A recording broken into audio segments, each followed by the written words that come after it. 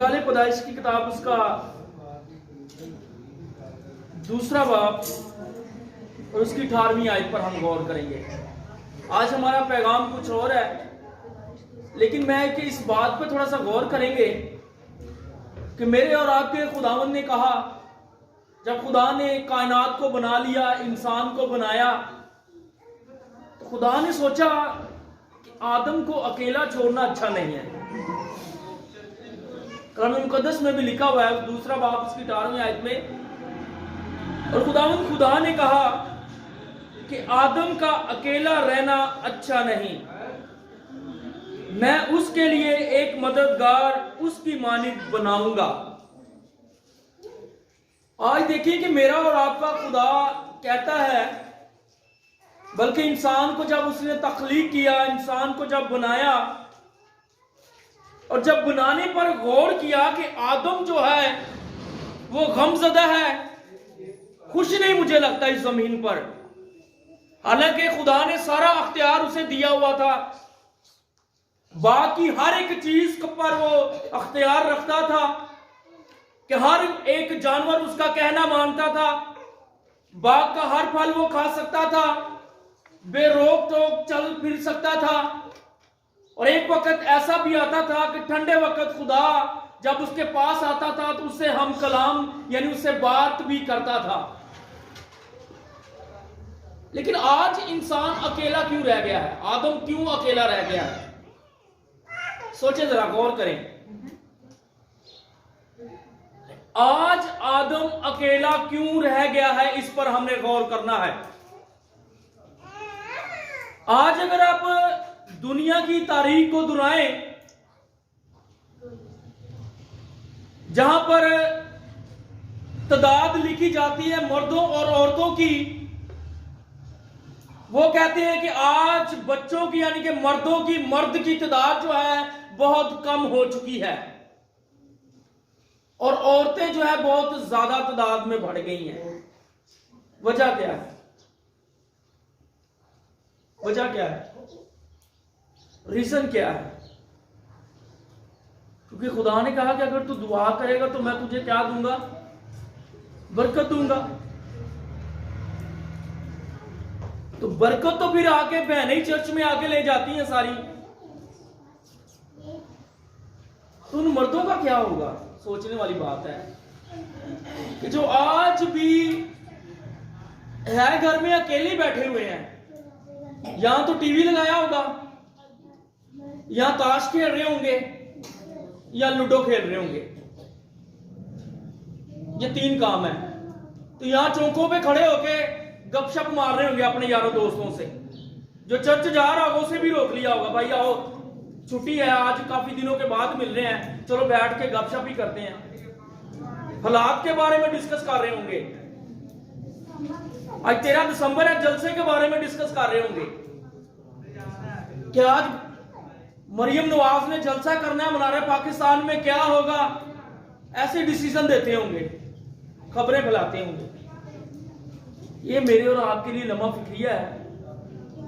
आज हमें सोचने की जरूरत है कि वो अकेले क्यों रह गए हैं, क्योंकि मेरे और आपके खुदा ने कहा है कि उन्हें अकेला नहीं छोड़ना, आदम का अकेला रहना अच्छा नहीं है। तो आज यहां पर बेटियां जो शादीशुदा है वो गौर करें कि खुदा ने कहा है कि आदम का अकेला रहना अच्छा नहीं है, उन्हें अकेला ना छोड़े, क्योंकि जब अकेला रहेगा तो जहन में मुख्तलिफ ख्यालात आते रहेंगे, फसाद बन जाएगा घर में। अकेला छोड़ना चाहिए उन्हें भी साथ में चर्च में लाए। खुदा मुझे और आपको बरकत देगा, आमीन। ये खुदा के कलाम की बातें हैं जो बरहक और सच हैं, जो मेरी और आपकी जिंदगी में पूरी होती हैं। आज हम सीखेंगे कलाम मुकद्दस में से जंजले के बारे में, भूचाल के बारे में। बाइबल मुकद्दस में 5 भूचाल, 5 जंजले ऐसे आए हैं, लेकिन वो जंजले आए हैं शिद्दत के साथ, लेकिन नुकसान, जानी नुकसान किसी का भी नहीं हुआ। लेकिन वो जंजले आने की बिना पर इंसान की जिंदगी में खुदा ने अपनी कुदरत को नाजिल किया है, खुदा ने अपनी ब्लेसिंग को नाजिल किया है, खुदा ने अपनी उस कुदरत को नाजिल किया और उस इंसान को बाबरकत बनाया है उन जंजरों के वसीला से। आज जमीन पर अगर हम देखते हैं किसी इलाका में, किसी शहर में जंजरा आ जाए तो पहले खबरों में बताया जाता है कि वहां पर इतना जानी नुकसान हुआ है, इतनी जानें खो दी हैं हमने, इतने लोग मर गए हैं, इतने बच्चे अभी भी मलबे के नीचे दबे हुए हैं जिनकी तादाद का हमें इल्म नहीं। लेकिन खुदा का कलाम कहता है कि जब खुदा की तरफ से इंसान की जिंदगी में जंजरा आता है तो वो जंजरा किसी जानी नुकसान का नहीं बाइस बनता, बल्कि इंसान की जिंदगी में वो बरकत का बाइस बनता है। ये बाइबल मुकद्दस हमें कहती है। 5 जगहों पर आज हम जंजरे के बारे में सीखेंगे। पहला हवाला निकालिए मेरे साथ, खरूज की किताब उसका 19वां बाब और उसकी 18वीं आयत पर हम गौर करेंगे। ये उस वक्त है कि जब खुदा ने मुकद्दस मूसा को पहाड़ पर बुलाना था। खुदा ने अपने 10 हकाम, 10 आइन, 10 हुक्म खुदा ने अपना कलाम मूसा को देना था और ये इंसान की बका के लिए था, इंसान की तरक्की के लिए था, इंसान की खुशहाली के लिए था कि जब मूसा जो है उस पहाड़ पर जाने को है और खुदा के कलाम को लेने को है। जी मेरे साथ निकालिएगा खरूज की किताब उसका 19वां बाब और उसकी 18वीं आयत पर गौर करेंगे। जी। और कोई सीना ऊपर से नीचे तक धुएं से भर गया, क्योंकि खुदावंद शोला में से होकर उस पर उतरा और धुआं तनूर के धुएं की तरह ऊपर को उठ रहा था और वो सारा पहाड़ जोर से हिल रहा था। और जब कुरना की आवाज नहायत ही बुलंद होती गई तो मूसा बोलने लगा और खुदावंद ने आवाज के जरिए से उसे जवाब दिया। आमीन। यहां पर देखें कि जब खुदावंद पहाड़ पर आया है तो पहाड़ सारा हिल गया है, जंजरा वहां पर भूचाल आ गया है। अब देखें कि वहां पर लोग भी खड़े हुए हैं और वहां कलाम मुकद्दस बताता है, कलाम मुकद्दस हमें यह सिखा रहा है कि भूचाल आया है, जंजरा आया है, मेरा और आपका खुदा वहां पर उतरा है, लेकिन जानी नुकसान किसी भी चीज का नहीं हुआ। जानी नुकसान किसी भी चीज का नहीं हुआ।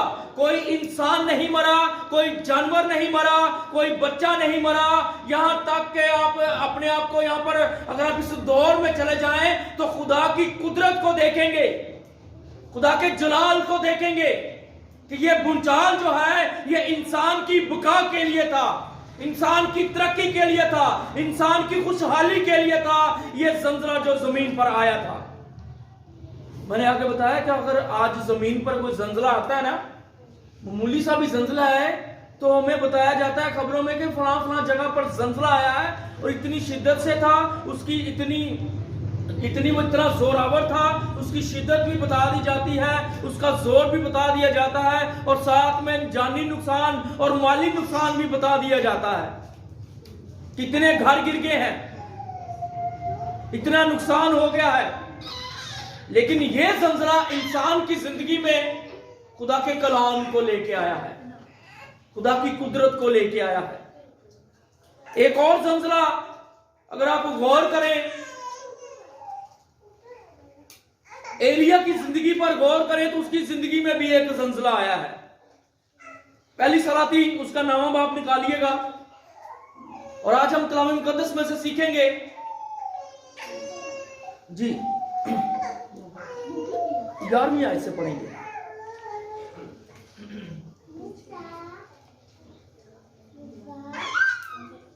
उसने कहा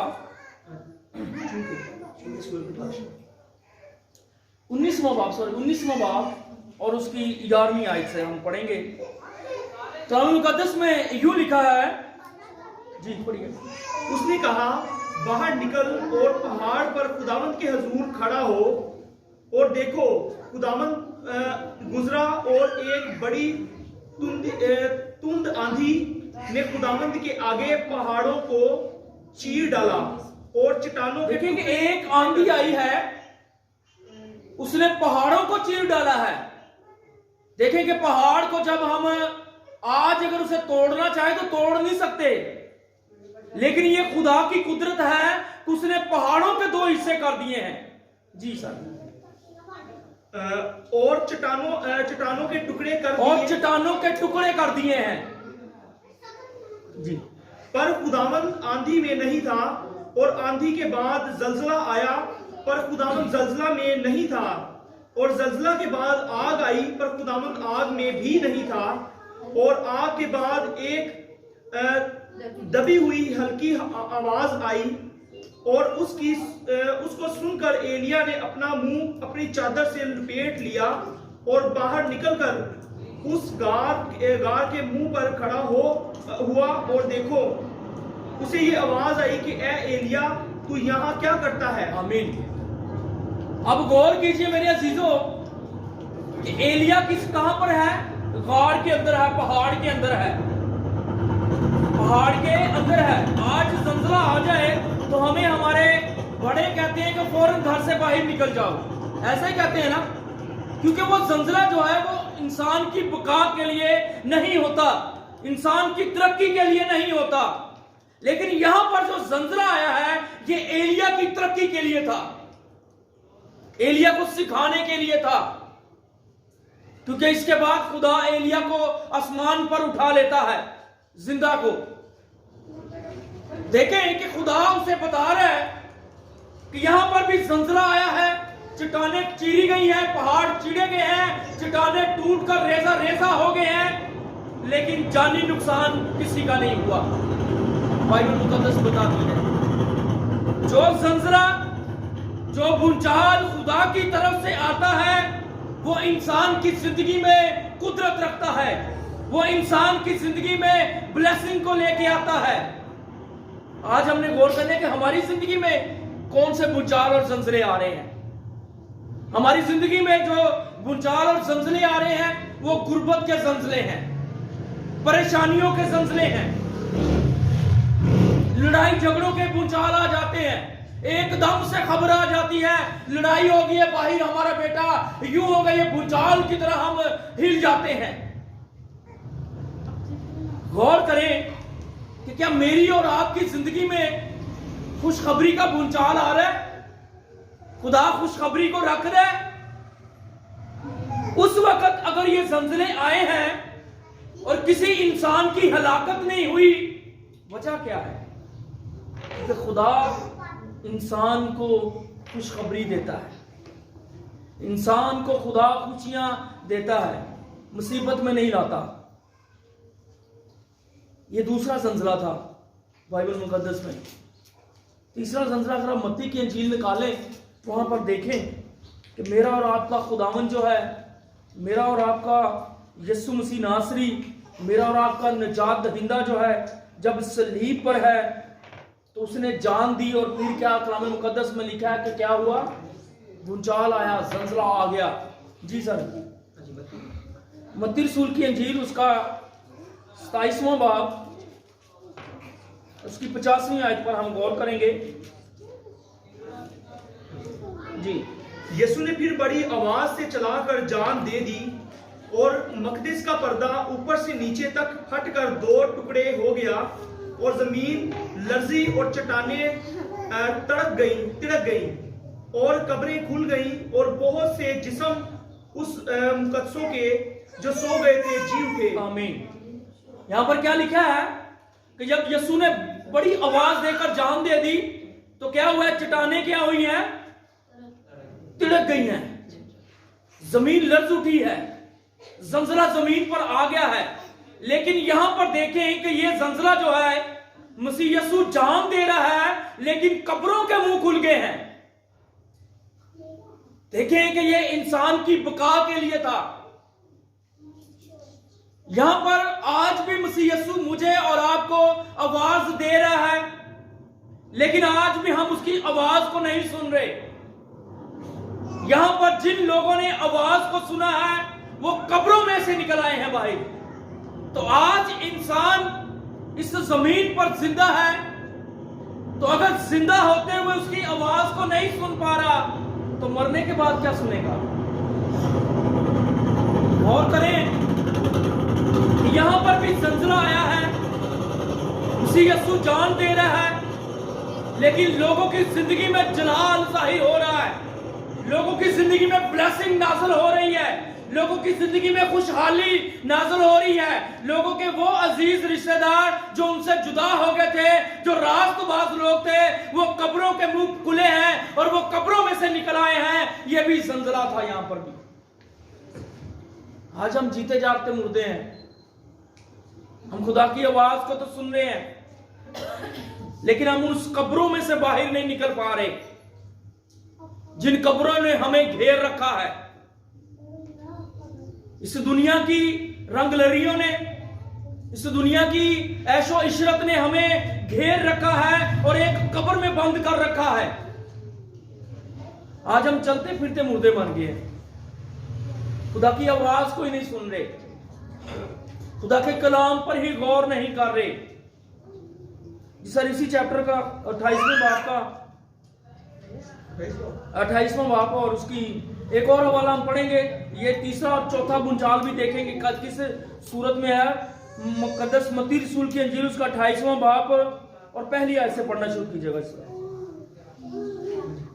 और सब्बत के बाद हफ्ता के पहले दिन पू फूटते वक्त मरियम मगदलीनी और दूसरी मरियम कब्र को देखने आई, और देखो एक भूचाल आया। और देखो एक क्या आया है? भूचाल आया है। यहां पर भी देखेंगे मरियम मगदलीनी और दूसरी मरियम, उनके साथ जो औरतें थी खुशबू लेके आ रही हैं यीशु की कब्र पर। जी आगे थोड़ा सा पढ़ दीजिए। भूचाल है क्योंकि खुदावंद का फरिश्ता आसमान से उतरा और पास आकर पत्थर को लुढ़का दिया और उस पर बैठ गया, और उसकी सूरत बिजली की मानिंद थी और उसकी पोशाक बर्फ की मानिंद सफेद थी। आमीन आमीन। खुदावंद के पाक कुरान के पढ़े और सुने जाने पर खुदावंद की बरकत हो। देखें कि यहां पर भी भूचाल आया है। मरियम मगदलीनी और दूसरी जो औरतें थी वो खुदा को मुर्दों में ढूंढ रही थी, यीशु को मुर्दों में ढूंढ रही थी। उन्हें पता था कि खुशबू लगाई जाती है, वो खुशबू लेकर उसकी कब्र पर आई है, लेकिन फरिश्ता उन्हें बता रहा है कि वो यहां पर नहीं है। उनकी जिंदगी में भूचाल आ गया, जमीन पर भी भूचाल आया, लोगों ने महसूस किया, लेकिन उनकी जिंदगी में सबसे बड़ा भूचाल आ गया। उन्होंने देखा कि क्या यीशु मसीह नासरी जो है वो मुर्दों में से जी उठा है। परेशान हो गए होंगे ना, यकदम कोई मुर्दा जिंदा हो जाए तो हम हैरान हो जाते हैं, ये मुर्दा जिंदा हो गया, होता है कि नहीं होता? तो उनकी जिंदगी में भी खुदा ने अपनी कुदरत को नाजिल किया। 4 भूचालों के बारे में हमने अब तक सीखा है। देखिए कि ये चारों, अगर आप हिस्ट्री को देखने पढ़ लें तो ये चारों जंजले जो आए हैं, यहां पर किसी की हलाकत नहीं हुई, कोई मौत के मुंह में नहीं गया, बल्कि मौत से जिंदगी में बदल गई है उनकी जिंदगी। लेकिन आज हमारी जिंदगी में मुसीबत, परेशानी, दुख क्यों है, इन पर हमने गौर करना है। आज हम जिस मसीहा की बर्थडे को सेलिब्रेट करने के लिए बहुत सी खुशियां मना रहे हैं, उस दिन की तैयारी के लिए बहुत से इंतजामात कर रहे हैं, क्या उससे मिलने के लिए भी कभी हमने तैयारी की है? आज हमने गौर करना है। हमारी जिंदगी में वो भूचाल कब आएगा कि जब हम उससे मिलेंगे, कि जब मेरा और आपका दिल करेगा कि जिस खुदावंद की बर्थडे को हम सेलिब्रेट कर रहे हैं, जिस खुदावंद की सालगिरह हम मनाना चाहते हैं, उस खुदावंद से कब मिलेंगे? आज गौर करना है हमने। इसीलिए तो मेरा और आपका खुदा कहता है कि मुझे भाई तेरी ईदों से नफरत है, ईसाई की किताब को पढ़ ले। इसीलिए कहता है कि अगर तू मेरी इबादत नहीं करता, मेरी प्रस्तुति नहीं करता और इस ईद के मकसद को भूल गया है, तू ये चाहता है कि ईद तेरी जिंदगी में सिर्फ इसलिए आई है कि तुझे छुट्टी हो और घर में बैठकर तू मैच नशी करे, ताश खेले, यारों दोस्तों के साथ टाइम को स्पेंड करे, बल्कि मेरे साथ करे। तू खुदा तो ये चाहता है ना कि मेरे साथ टाइम को गुजार। जिस बंदे की सालगिरह होती है, गौर करें कि अगर आप उसे विश करेंगे, उसके पास जाके विश करेंगे, यही होता है। तो तैयारियां हम कर रहे हैं, इसमें कोई शक नहीं है। तैयारी हम 1 दिसंबर से ही शुरू कर देते हैं, घरों की साफ सफाई करना शुरू कर देते हैं, घरों को सजाना शुरू कर देते हैं, नए कपड़े खरीदना शुरू कर देते हैं, लेकिन हम अपने जिस्म की, अपने रूह की तैयारी नहीं करते कि आज हमारे पास वक्त है कि साल के बाद हम अपने खुदा की बर्थडे को सेलिब्रेट करेंगे। क्यों ना मैं गुजरे हुए सारे साल के लिए खुदा की शुक्रगुजारी कर दूं, इन्हीं दिनों में कर लूं। भाई के मुमालिक में होता है कि वो 1 दिसंबर से वहां पर छुट्टियां हो जाती हैं। हर किसी को मौका मिलता है कि भाई अपने बहन भाइयों से, रिश्तेदारों से मिल ले, बल्कि हैकल में भी जाया करो, दुआ भी किया करो। चलो हमारे पास यहाँ पर कुछ और ही ट्रेंड है, लेकिन हमें भी सीखना चाहिए कि क्या इतवार का दिन जो सब्बत का दिन है, हमें खुदा की हजूरी में आना चाहिए, उसकी इबादत करनी चाहिए, उसकी परस्तिश करनी चाहिए, और जिसकी सालगिरह मना रहे हैं उससे तो मिलने। हमारे पास वक्त नहीं है, टाइम नहीं है। एक और भूचाल आया था उन 2 बंदों की जिंदगी में, उस बंदे की जिंदगी में जिसने बड़ी मुसीबतें सही थी। गौर करें, उसकी जिंदगी में भी भूचाल आया था। वो जब खुदा की हजूरी में आ गया, खुदा ने उसे अपनी कुर्बत में ले लिया, खुदा ने उसे अपनी खिदमत करवाना शुरू हो गया, तो उसकी जिंदगी में भी एक जगह भूचाल आया। और वो भूचाल जो था वहां पर बैठे हुए एक इंसान के लिए बाइस से बरकत हो गया। वो अपनी जान तो लेना चाहता था, लेकिन पौलुस और सलास ने उसे मना कर दिया। मेरे साथ हवाला निकाल के देख लीजिए, ये भूचाल पौलुस और सलास की जिंदगी में भी आया जब वो कैद की हालत में थे। निकालिए ईमान की किताब, उसका 16वां बाब और 25वीं आयत से पढ़ेंगे। जी गौर से सुनना जरा। आधी रात के करीब पौलुस और सिलास दुआ कर रहे और खुदावंद की हम्द के गीत गा रहे थे और कैदी सुन रहे थे, और यकायक बड़ा भूचाल आया, यहां तक कि कैद खाना की नींव हिल गई, और उसी दम सब दरवाजे खुल गए और सबकी बेड़ियां खुल पड़ी, और दरोगा जाग उठा और कैद खाना के दरवाजे खुले देखकर समझा कि कैदी भाग गए। बस तलवार खींचकर अपने आप को मार डालना चाहा, लेकिन पौलुस ने बड़ी आवाज से पुकार कर कहा कि अपने ताईं नुकसान ना पहुंचा, क्योंकि हम सब मौजूद हैं। आमीन। कैसा भूचाल आया, आधी रात को उठकर पौलुस और सलास जो है वो दुआ कर रहे हैं, जेल के अंदर ही हैं, जेल के अंदर बैठकर कैदियों के बीच में दुआ कर रहे हैं, हम तो सना के गीत गा रहे हैं, प्रस्तिश कर रहे हैं, मदासराई कर रहे हैं। और यहां पर देखें कि वहां पर भी भूचाल आया है, और क्या कलाम मुकद्दस में क्या लिखा है कि उस जेल की नींव जो है वो हिल गई है और दरवाजा खुल गया है। यहां पर गौर करें कि वो दरोगे ने देखा कि दरवाजा तो खुल गया हुआ है, जंजरा भी आ गया हुआ है, हो सकता है कि कैदी भाग गए हो, लेकिन पौलुस और सलास ने उन्हें क्या किया है, मना किया है कि भाई हम तो यहां पर ही मौजूद है। इस हिस्ट्री को भी देख ली, यहां पर भी किसी का जानी नुकसान नहीं हुआ, कोई जंजले की वजह से मरा नहीं है, बल्कि जंजले की वजह से दरोगा की जिंदगी में खुदा इनकलाब ले आया है। दरोगा की जिंदगी में वो जंजरा जो है वो निजात का बाइस बनने जा रहा था। देखिए जरा गौर करें, जंजरा आया है कि हमने कभी खुदा को टाइम दिया है? आज हमने गौर करना है। पौलुस और सलास तो आधी रात को भी उठकर दुआ कर रहे हैं, है जेल में, बेड़ियां लगी हुई हैं, कैद खाना में है, बंद किया हुआ है, लेकिन वो वहां पर भी दुआ कर रहे हैं। आज हम जो इब्लीस की बेड़ियों में जकड़े हुए हैं, आज हम भी कैद में हैं। गौर करें अपनी जिंदगी पर कि अगर आज हम बेड़ियों में जकड़े हुए हैं, इब्लीस ने वो बेड़ियां जो हमारे हाथों और पांव में पहनाई हुई हैं, और अगर हम दुआ करेंगे तो दुआ के वसीला से वो बेड़ियां खुल जाएंगी। और वो बेड़ियां कौन सी हैं? वो बेड़ियों पर गौर करना है कि इब्लीस ने हमें क्यों जकड़ा हुआ है उन बेड़ियों में।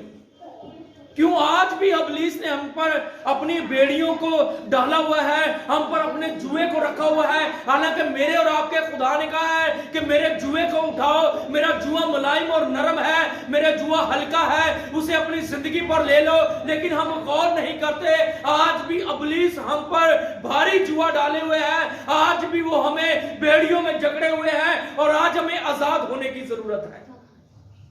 लेकिन पौलुस और सिलास ने आधी रात को दुआ की और ये बेड़ियां जो इंसान ने पहनाई हुई हैं, ये उनकी जिंदगी से खुल गई है। दुआ में इतनी ताकत है, दुआ में इतनी ताकत है कि अगर आप इब्लीस की बेड़ियों में जकड़े हुए हैं और खुदा से दुआ करते हैं तो इब्लीस की वो बेड़ियां टूट जाएंगी, इब्लीस के वो जुए बंधन टूट जाएंगे। दुआ में इतनी ताकत है। ये भूचाल भी उनकी जिंदगी में कुदरत को लेके आया, सरफराजी को लेके आया, बरकत को लेके आया, निजात को लेके आया। आज हमें भी सीखना है कि हमारी जिंदगी में कितने भूचाल आते हैं। खुदावंद मुझे और आपको आज के कलाम के वसीला से कसरत की बरकत दे, ताकि मैं और आप खुदा के कलाम पर अमल करते चले जाएं।